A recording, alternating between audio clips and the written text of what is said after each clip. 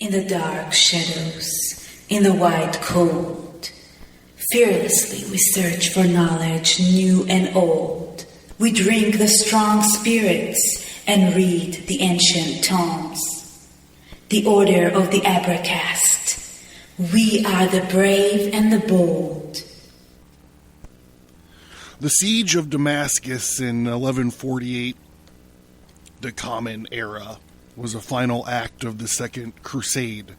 1147 to 1149, lasting a mere 4 days from July 24th to July 28th. The siege by a combined Western European army, was not successful, and the crusade petered out, with its leaders returning home more bitter and angry with each other than at the Muslim army. Additional crusades would follow, but the myth of the invincibility of the Western Knights was shadowed forever at the debacle of Damascus. The Abracast, occult, history, conspiracy, and violence.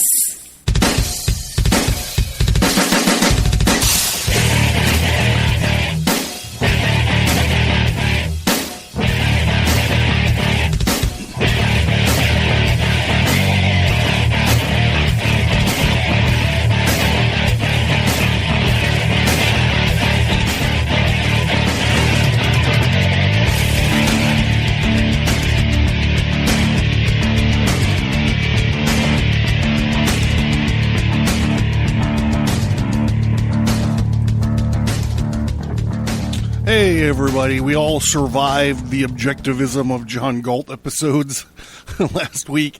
I almost didn't. I feel like in the first part of that last episode, I was really coming apart. I haven't done such a rigorous recording week as that in a really long time, if any ever. Anyhow, here we are. We're recording this evening from the Stigmata Studios garden and farm section, and I'm John Towers here, up to my armpits in pickles and pasta sauce, and this is the Abracast. At the beginning of the pandemic, I built a couple raised garden beds for my wife, for her to have something to pay attention to. Something to do while we were, in our couple weeks of lockdown, which is now a joke. But, my tomatoes and cucumbers are prodigious. I had to teach myself how to make pasta sauce, which I'm jarring at a amazing rate. And if you're on my Christmas list, I could probably give you a hint what you're going to get this year, either pasta sauce or pickles. Because I also had to learn how to literally look around. I'm surrounded. I got like 10 cucumbers. And I'm like, what am I going to do with all these goddamn cucumbers? Well, I love pickles. So I've solved my own problem. Physician, heal thyself. So before we get started, the cold open and a lot of what we're going to be talking about tonight is from The Siege of Damascus, written by Mark Cartwright. I found it on ancient.eu. So we're still in August, which means the August perk of the Wizard card is still available for $5 and $10 supporters on either Patreon or Subscribestar. And what that is, you can find pictures of it on my Instagram if you're interested. It's Crowley, the Tooth Crowley deck has 3 magician cards. So with my deck of tarot cards, there's only one magician card. So this is the second of the magic user cards. It's like a supplemental card. It's cool. And since there's 3 in the Crowley deck, spoiler alert, there's probably going to be another one. So if you look at my magician card, it's this chick with like 6 arms and a great rack, and she's holding the symbols of the suits of the lesser arcana in her arms in the correct order according to the tetragrammatonic mechanics of the tarot cards. So the Wizard card is Cyrus the Dead Guy, in this giant, like, winged back chair in a lounge. And he is also surrounded by the symbols of the minor arcana. However, they're in the wrong order for the wizard card. It's a cool card. I can't wait to get it and incorporate it into my deck. Speaking of tarot card decks, why don't you hit up the Advertise.com. It's Advertise.com. Go to the store section. You can get our shirts. I think the newest shirt we just posted up was the Advertise. It's not just about wizards and blowjobs. You can also find the tarot card section. Consider picking up some tarot cards. While you're there, check out the featured topic link. It's a free resource. It has all the shows in order for all the different topics. And while you're also there, check out the mailing list, sign into the mailing list, or the Falgar Correspondentia. I need to make a note. I need to work on next month's mailing list newsletter. God damn it. Forgot about it. Okay, here we go. 6 minutes in, not so bad.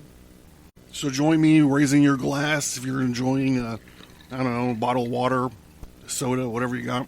And join me in thanking my Patreon and Subscribe Star supporters. Without you guys, the show would not be nearly in the way it is presented now. We certainly would not have been able to do 5 bonus episodes in one week. That's unheard of. Anyhow, here's to you guys. Thank you very much.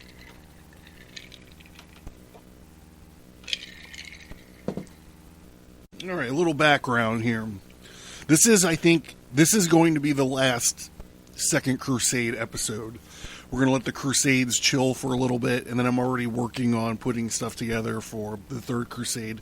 The Third Crusade is something else. It's something else. There's a lot of moving parts with the Third Crusade. A lot of great characters emerge in the Third Crusade. So we'll just do a little bit of background here on the Second Crusade as we're putting this sucker to bed. The Second Crusade was a military campaign organized by the Pope and European nobles to recapture the city of Edessa in Mesopotamia, which had fallen in 1144 to the Muslim Seljuk Turks.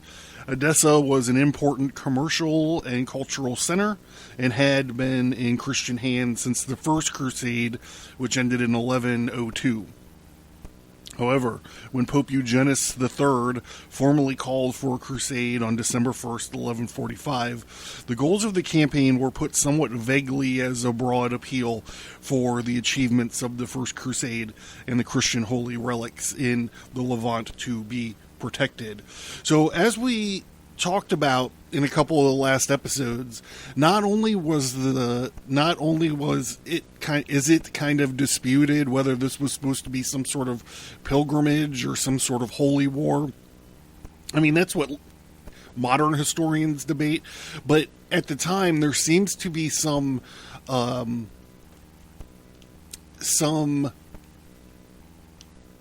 discrepancy between, like, the French and the German knights on the holiness of the mission, and we saw that in the miracles of the Crusader Knight Henry episode.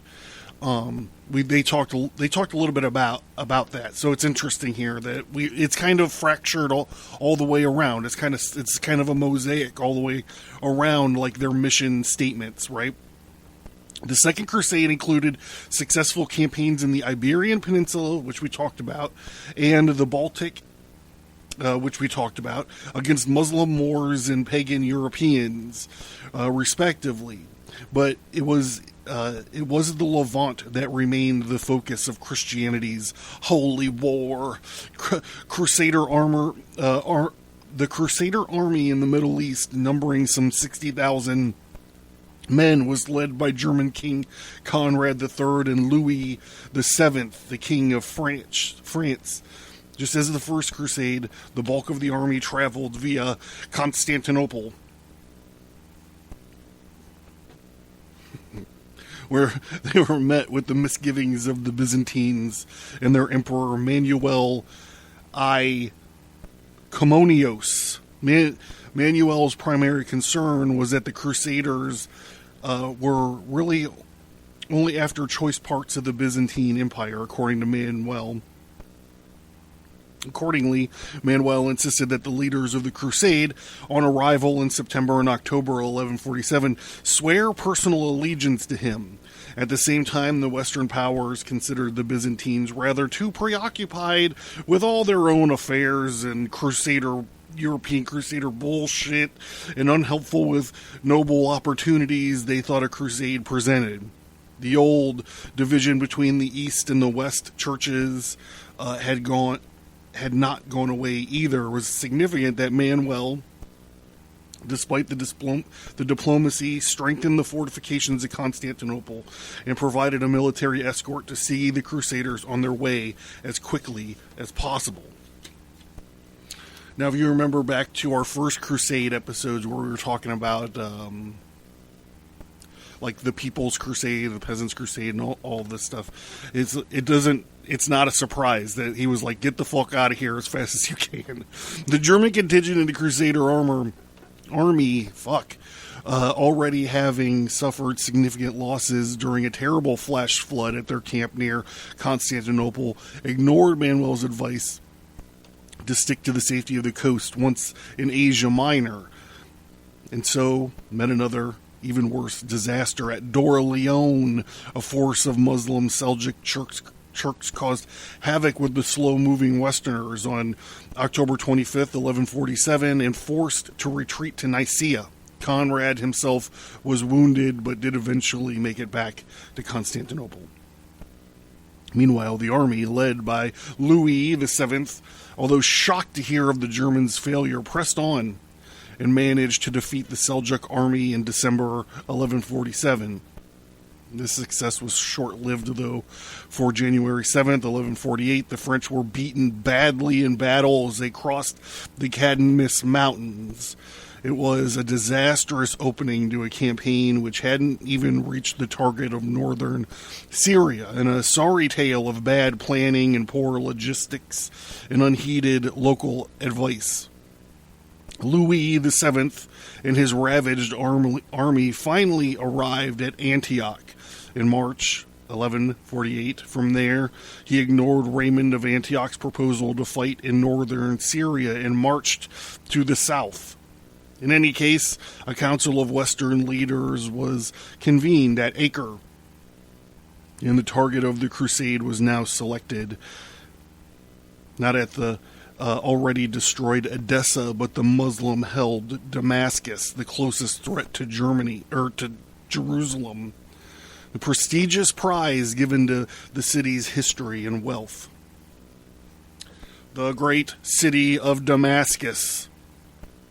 Although Damascus, located in the southwest Syria, had once been an ally of the Crusader-led Kingdom of Jerusalem, the shifting loyalties between the various Muslim states in the Levant meant this fact held no guarantee for the future, and faced with the necessity to take at least one major city or go home as complete failures, Damascus was as good a choice as any for the Crusaders. Indeed, 2 attempts had already been made to take the city by the Franks, as the Western settlers in the Middle East were widely known in 1126 and 1129. The situation was now made more urgent, as there was very little prospect that the Muslims of Damascus would join up with those of Aleppo under the command of Edessa's most recent conqueror, the ambitious Nur ad-Din. Sure enough, the Muslim military commander, or the Atabeg of Damascus, the city's ruler in practical terms, was Mu'in al-Din Abu Mansur an-Nur. And in 1147, he had arranged for his daughter to marry Nur ad-Din. The Muslim world was beginning to unite against the repeated attacks by Western armies. Damascus gained its wealth from its advantageous position on the caravan routes and Silk Road, as well as its control of a vast agriculturally rich hinterland. This too, the city had a religious significance for both Christians and Muslims. The capital of the Umayyad Empire from 661 to 750. The city had been a great center of learning and the arts and boasted such fine architecture as the 8th century Great Mosque, which contained one of Islam's holiest relics, the Quran of Caliph Uthman, one of Muhammad's early successors. Further nearby, Mount Kisun was regarded as the birthplace of Abraham, and in the Muslim tradition, Damascus was to be the place of the Messiah's arrival before the day of judgment. Can I get an amen? It was a city worth fighting for, both for ideological and financial reasons. The Muslim armies. So I'm just going to backtrack real quick here. This is what I take as the meaning of this. For the first sentence of this paragraph. I kind of skipped by it when I was reading because I didn't want to stop, but now stopped and might as well. It says Damascus gained its wealth from its advantageous position on the caravan routes in the Silk Road. So I believe what that means is they were taxing those routes. So this whole thing took place in the Second Crusade took place in 11. So these burdenous Muslim taxes on these trade routes were famous. And in 1492, when Isabella kicked everybody out of Spain, when she was like, "Get the fuck out of Spain," and Christopher Columbus was like, "Okay, this is what I'm going to do. I'm going to figure out a way around these trade routes." This is actually why the New World was found. The New World was found. I know you're like, but wait, they taught me in school that Christopher Columbus was trying to find India. That's why he was trying to find India. He was trying to find a way to circumvent these trade routes that were taxed heavily and marauded. We get into this in some detail in the American Sermon episode. I believe it's called When a New World Was Needed, One Was Found. The American Sermon, When a New World Was Needed, One Was Found. Again, check out the feature topic links if you want to learn more about that. It was so long ago. I think that's what it was called.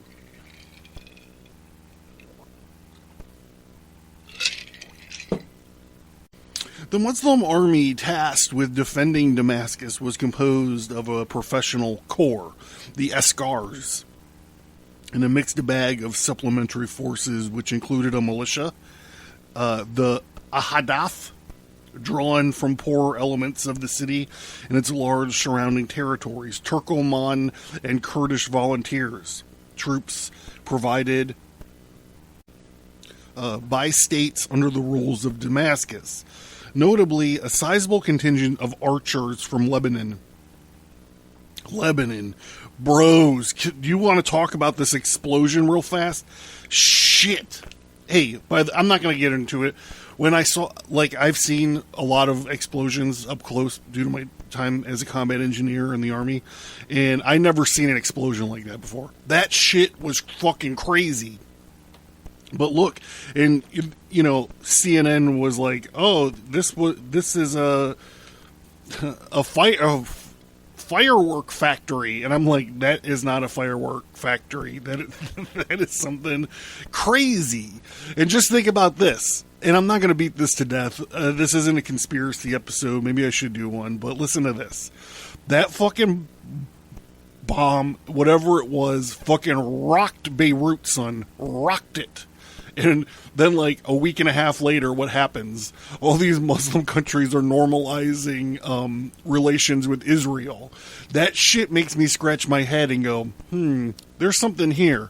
There's something going on here. The Arab Emirates were like, hey, we're gonna normalize. We're gonna normalize with Israel. We're gonna trade embassies. We're going to have diplomats back and forth, and then everybody, all the other Jordans, yeah, us too. It's because that fucking, whatever that explosion was, there's more to it. There's more to whatever that explosion is. And we're probably never going to know. And time is moving so fast, a lot of people have probably already forgotten about that. Anyhow, they got a large contingent of archers from Lebanon. And finally, Arab Bedouin allies. It was these forces that would have to hold the city against the feared Western Knights. Let's get into the siege, shall we? When the news of the Crusaders' army... I just got this glitch in my brain this evening. When news of the Crusaders' army when news of the Crusaders' army's approach reached Mu'in al-Din, the commander set about spoiling all wells and water sources on the invaders' probable approach route. The Crusader armies split into three contingents, with one each led by Louis VII, Conrad III, and Baldwin III of Jerusalem. Arrived at Damascus on July 24th, 1148, and immediately attacked. Indeed, although the historical accounts are notoriously confusing and conflicting, it seems that the Crusaders expected the city to fall within days, and they made no contingency plans in the case of a protracted defense. After the Crusaders crossed the city's outlying irrigation channels, Mu'in al-Din sent out his army to prevent the Crusader forces from crossing the Barda River. Baldwin and Louis' forces were kept back, but Conrad's force broke through the lines, and the Muslims were forced to retreat back through the difficult terrain of orchards and low-walled copses. I don't know what that is. Low-walled copses, which stretched some 8 kilometers or 5 miles out from the city walls, finally reaching the safety of the city's defensive walls. The Crusader army, perhaps then numbering 50,000 men, moved forward, taking control of the western approach of the city. At Rabwa, the fortifications were built to cut off Damascus from the Binqa Valley. Suburbs of Faridis were their first to be attacked. And by the 25th, a fortification was constructed outside Bab al-Jabiyah, outside the Bab al-Jabiyah gate, using wood from the city's orchards. The siege was underway, and Mu'in al-Din had already sent for help from Nur ad-Din at Aleppo, and Saif al-Din Ghazi at Mosul. By the end of the day of July 25th, the Crusader armor set up camp in the Green Maidan, which is the Maidan al-Aqdar, the grassy area used by the Damascus cavalry as a training ground. The city sent out a force to repel the attackers, and a day of heavy fighting ensued, especially to the north of Damascus. The defenders sustained heavy losses, but it is likely that they did clear the area so to permit reinforcements to arrive from Lebanon and Saif al-Din on July 26 and 27. It is also probable that the Crusaders intended to now concentrate on either the eastern or the southern edge of the city at the weakest of the gates, the Bab al-Sighr, or the small gate built only of mud bricks. Even if these areas were much less advantageous for food and water supplies. However, Mu'in al-Din organized major attacks on the Crusader camps with a force which included anyone who could carry arms, as described here by the Muslim historian Abu Samma, 1203 to 1268. He writes, Abu Sama writes, a large group of inhabitants and villagers put to fight all the sentries and killed them without fear of the danger, taking the heads of all enemies they killed, and wanting to touch these trophies. The number of heads they gathered were considerable. Meanwhile, the city's inhabitants strengthened their own rather poor fortifications using wooden palisades. Damascus was proving to be a much more difficult target than the Westerners had anticipated. And to improve morale, a relic of the true cross was paraded about the Crusader camps.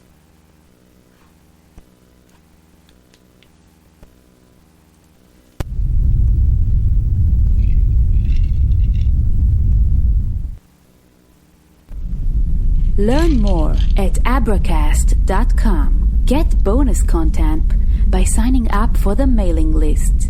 Get all that, plus many exclusive episodes by supporting the show at patreon.com or subscribestar.com.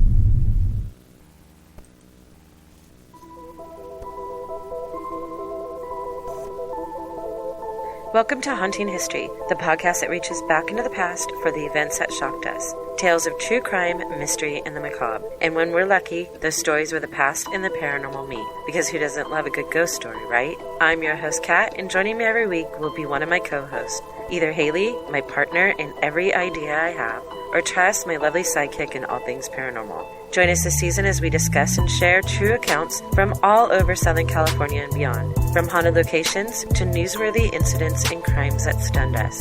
We will dwell deep and find the people behind the headlines. Be sure to follow us on Instagram, Facebook, and Twitter at Haunting History Podcast, and rate, review, and subscribe wherever you listen.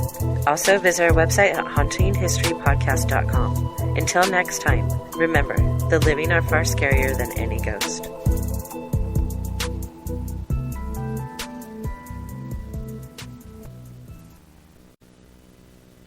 On July 28th, the Crusaders moved from their main base camp from the Green Maidan out before setting on a new site, and after only 4 days of siege, the leaders decided to withdraw from Damascus the next day.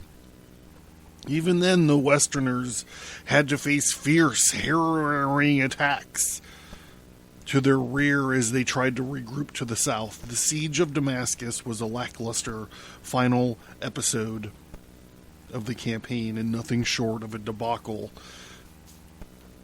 considering the original glorious intentions of those who had organized the Second Crusade.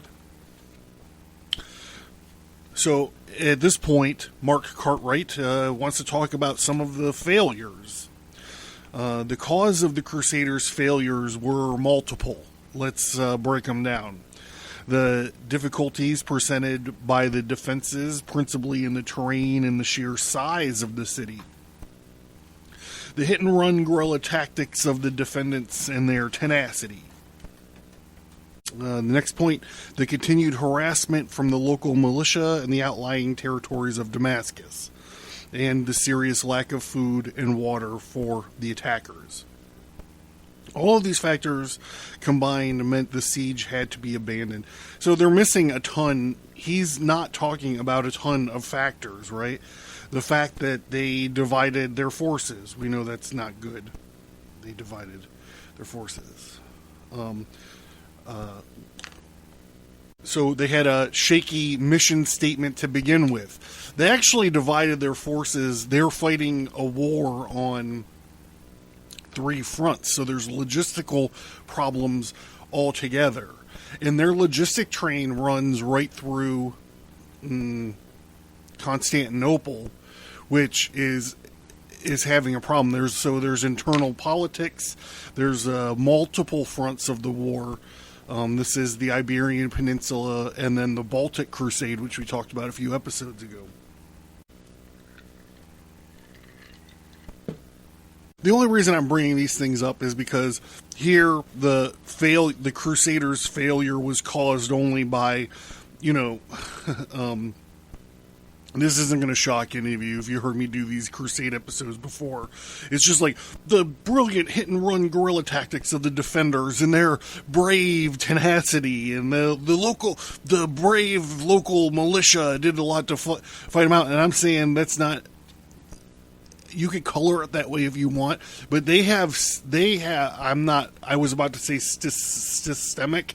I'm not fucking using that word. They had problems from the onset. They had problems with their battle plan, their leadership, their logistics. I would mark these things up to part of their failure more than a hit and run guerrilla tactics. We've seen these Crusaders. I mean, not specifically the Louis and Conrad and Baldwin, but we've seen these European crusaders deal with these guerrilla tactics properly, and that is to ignore them, right? That's what here's another thing I always say. That's what Sun Tzu would say.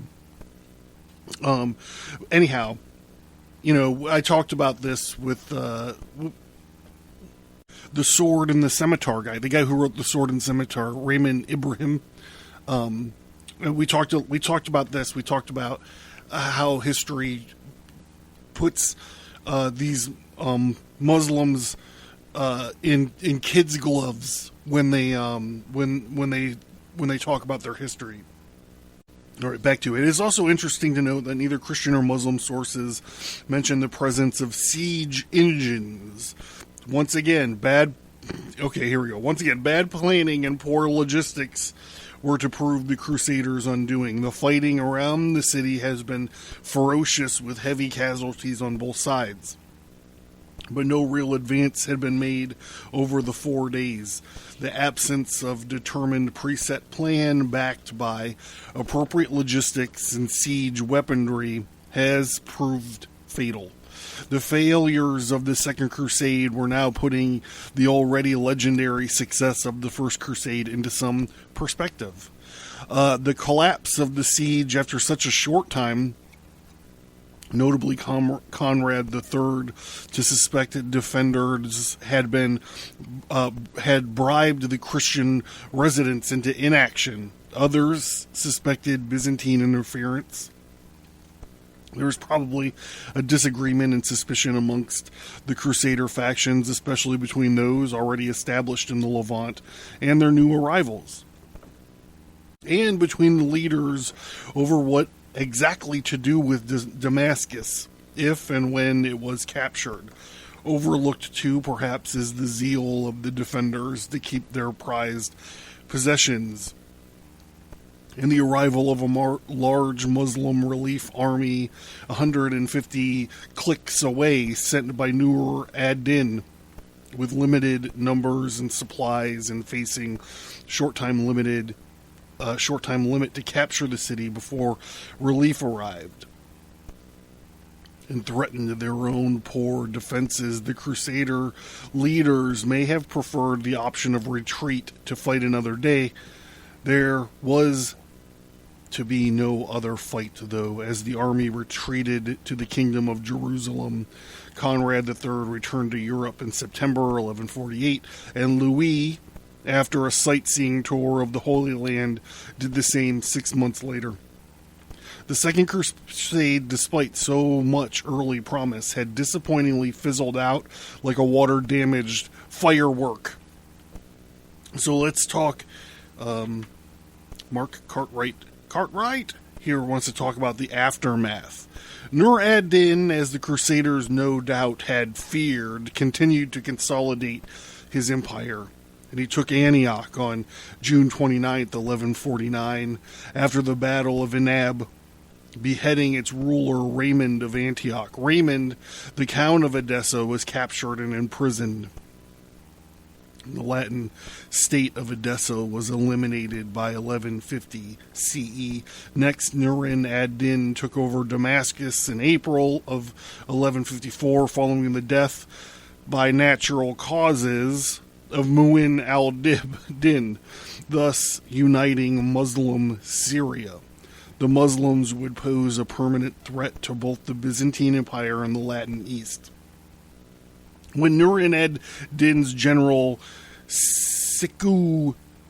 Shirkuh conquered Egypt in 1168, the way was paved for even greater threat to Christendom. The general Muslim leader Saladin, which we're going to hear a lot about when we get started into the Third Crusade, the Sultan of Egypt, whose victory at the Battle of Hattin in 1187 would spark the Third Crusade. The Second and Third Crusades, their justifications and goals seen by the clergy. So I threw this in because we talked about the division and the lack of the mission statement and between the French and the German nobles. So I threw this in here in the back to kind of talk about this, because when we start the Third Crusades up, this is actually where we're actually going to start here as well. Not this specific thing. This is by Hugh Clifton Griffin in the Western Michigan University. William believed that God guided the Christians in their battle, and in one instance he tells us that the Muslims had started a brush fire with the hope that the wind would carry it towards the Christian army. However, just as the flames were about to consume the Christians, a bishop held up a portion of the true cross and offered up many prayers. Miraculously, the flames changed directions and destroyed the pagan army. On the other occasion, the army was lost without guides until a white knight appeared to lead the men to safety.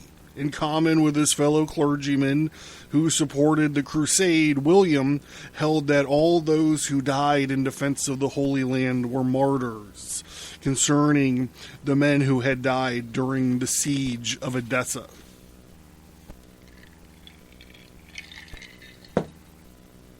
And William said, "Their names are not forgotten, but are surely written in heaven, for they died with a glorious end for the sake of their faith in the liberty of the people of Jesus Christ." There further drives home the point that the clergy of the 12th century believed that man pleased God by dying in the service of his people. Eugenius had referred to the Christians in the East as sons, and Bernard, this is Bernard of Clairvaux, had talked about the helping of the brethren in the East.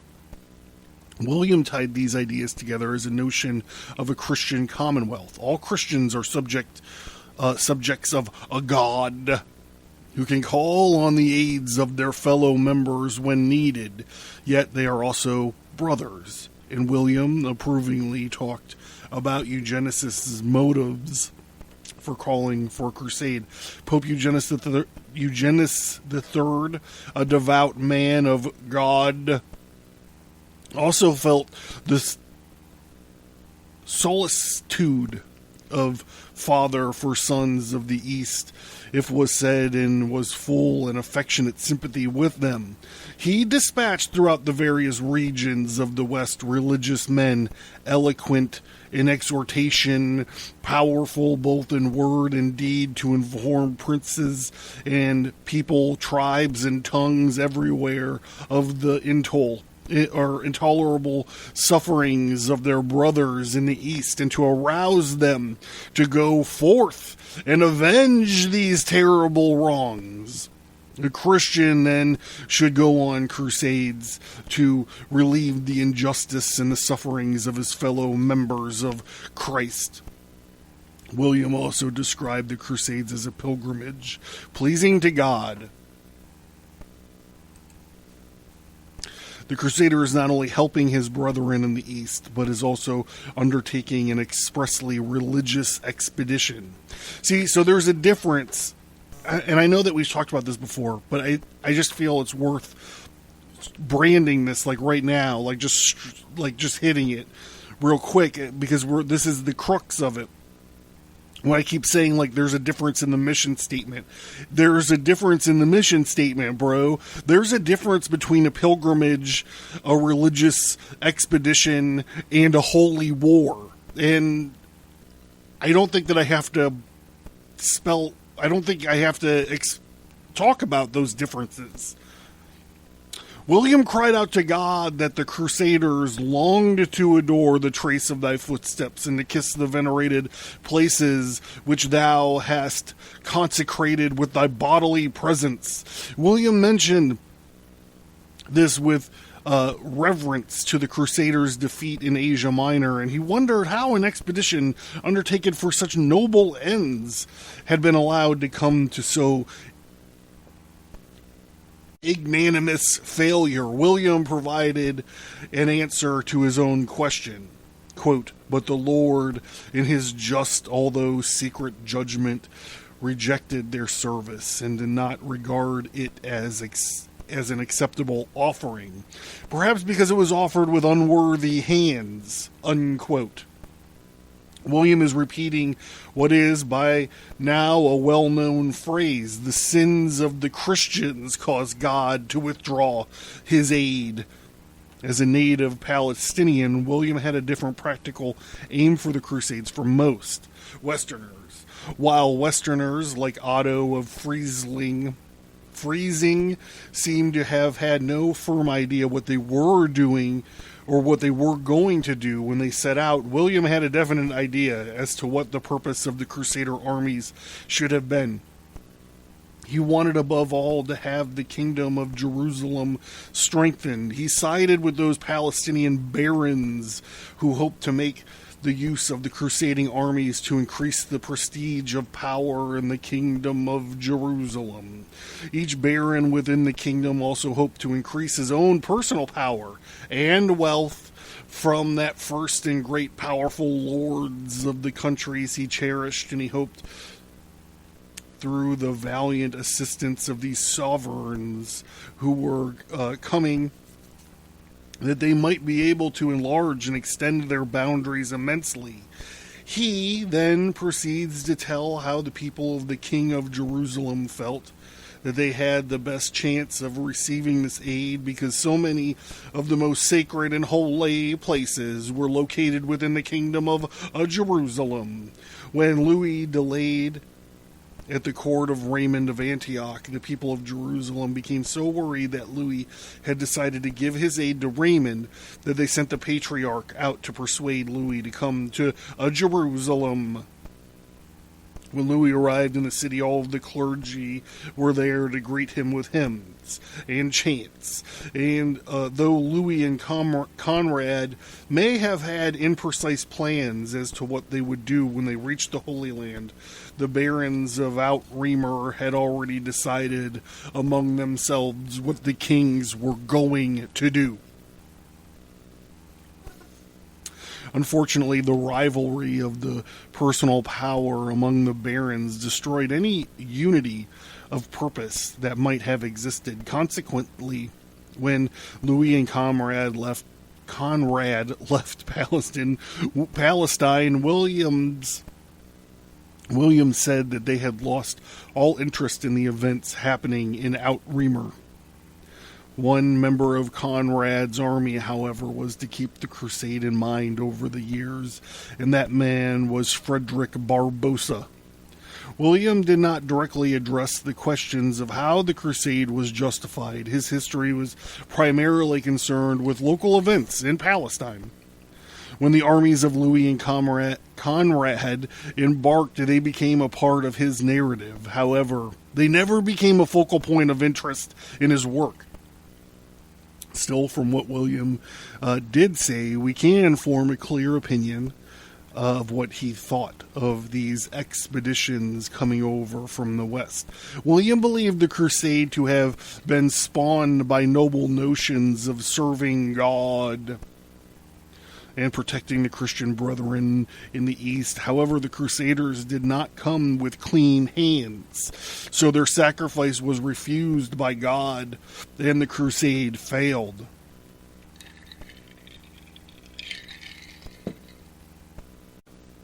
The Second Crusade, with its various expeditions against the Wends, the Turks, the Moors, ended up almost a complete failure.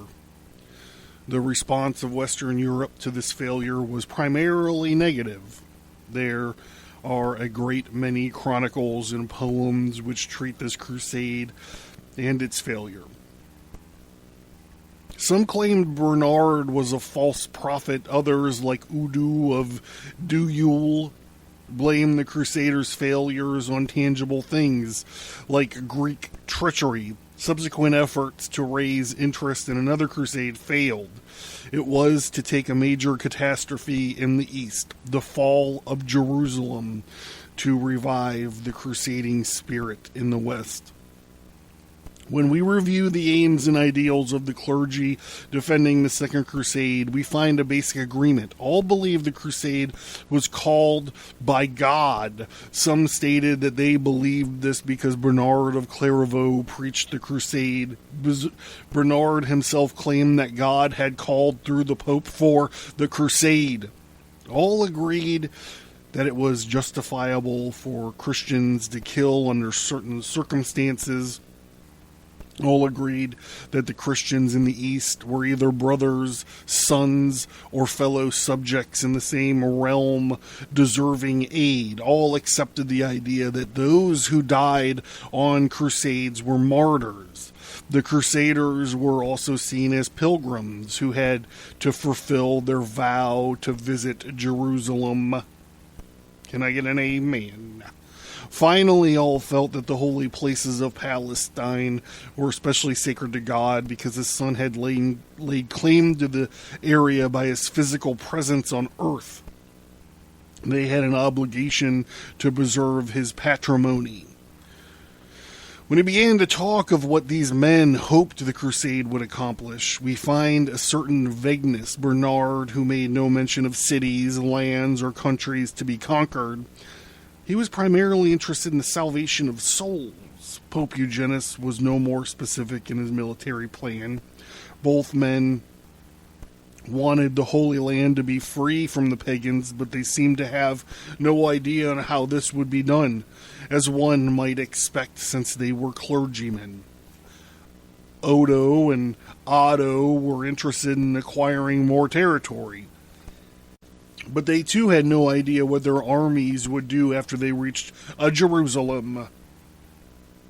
What is most significant is that neither makes a mention of their respective kings and having an idea either. They hoped to follow the path of the first Crusaders, never mind the fact that the circumstances had changed, and they could sail directly to Acre. Upon arriving in Palestine, the kings followed the advice of local barons. The only man we have discussed so far who had any real plan in the crusade was William of Tyre. He wanted the crusade to expand the political boundaries of the kingdom of Jerusalem. He could see the men of the Second Crusade departed without any firmly set military objectives in mind. They were relying on the tradition of success established by their forefathers in the First Crusade to lead them.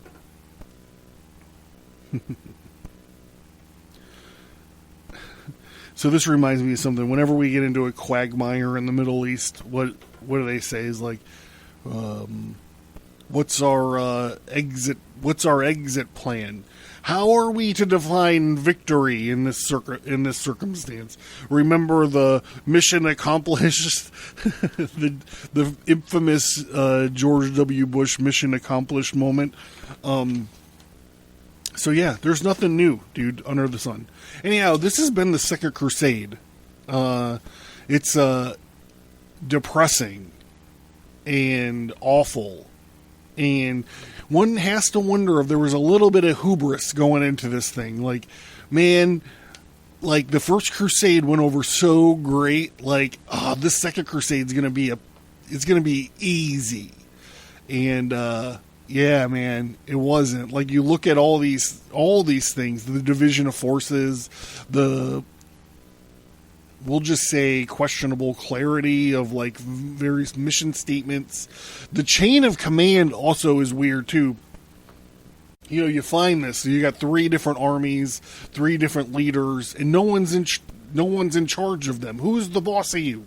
You need a boss of you. You need like a MacArthur in there. Hey, that's just my humble opinion. I'm not a crusader knight.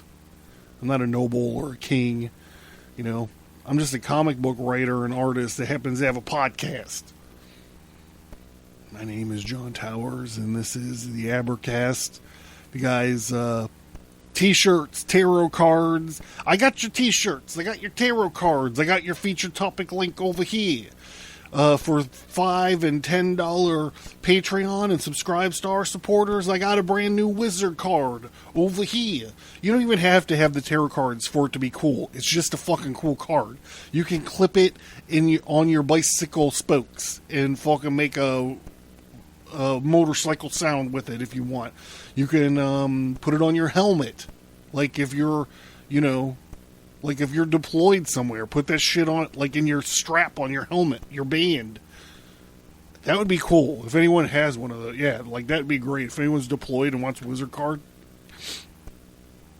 Alright. That's enough. I've been recording like every day for fucking like 6 days straight, so I need a break. I need to go boil up some more pasta sauce and pickle some more cucumber. Hey, cucumbers just taste better when they're pickled. That's all I gotta say. Thank you for listening to this episode. Send an email or visit us on social media to let us know what you think about this topic. And please remember to leave a 5-star rate and review.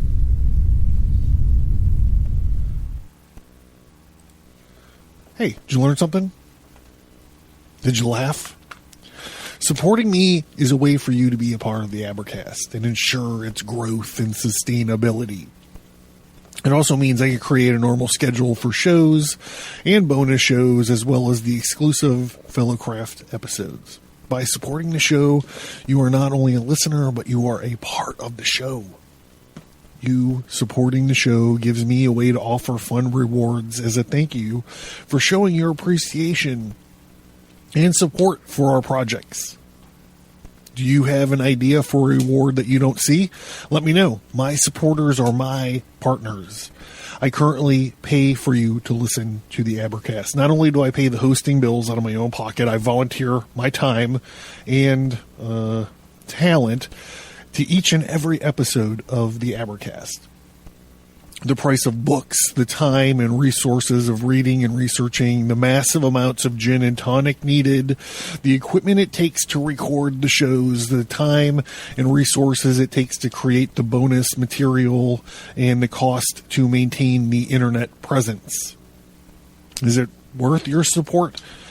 I don't know. I'm proud of the Abercast, and I feel like I'm improving all the time. In addition to creating the show that you dig and that you are excited about, I also have a full-time commitment and other obligations. So why financial support? All of the supporters help me focus my time on the quality and development of the podcast. And what if you can't afford, $1 or $3 or $10 or whatever a month? Believe me, I get that. There are many degrees of support, but if you can't support the show financially, please consider leaving a 5-star rate and review on your preferred podcast app. And don't forget that you could sign into the mailing list and still unlock a lot of bonus content. Thank you.